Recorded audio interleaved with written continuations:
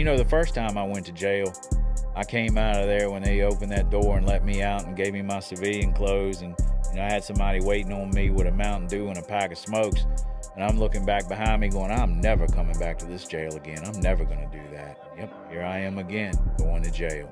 We're showing up to my probation officer's office, looking all gray and scaly, missing a tooth. My living situation, I'm living in a single wide trailer at this point with a hole in the floor, and I couldn't pay rent on that. I had stolen cable and could see my kids when my family told me I could see my kids, and was basically unemployable. I had an appointment with my probation officer, and I went in that day and expecting to lay my head down in Virginia that night, and I walked in and had a condom full of my son's urine to give her and tell her how good I was doing. She said, come back here, I got somebody who wants to talk to you. Walked through the door and there's 2 deputies. There's an old interventionist and there's my family.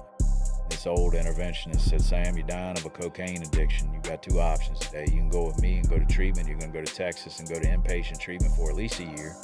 Or you can go with these 2 deputies and you're gonna go to prison today. Which one do you want to do? I had to think about it. What I was really thinking was, what type of options do I have here? What is an angle I can work? How can I finagle my way out of this? And when I came to the conclusion that there were only indeed 2 options, jail or go to treatment, chose treatment. Off I went. And I laid my head in Texas that night. The treatment center that I went to was like the Navy SEALs of treatment centers. They wouldn't take you unless you had been to multiple treatment centers. It was a facility that they say they catered to the reluctant to recover. That's how they referred to me. And I was not the chronic relapser because I'd never been emotionally well to relapse back into my illness, but I was reluctant to recover. They held me highly accountable. There was no discharge date. I hated every second of it for a long time. I was fighting it.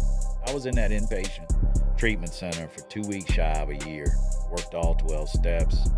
Had some great clinical work done. My family followed directions. My family set boundaries, held boundaries with me, and were living their own life.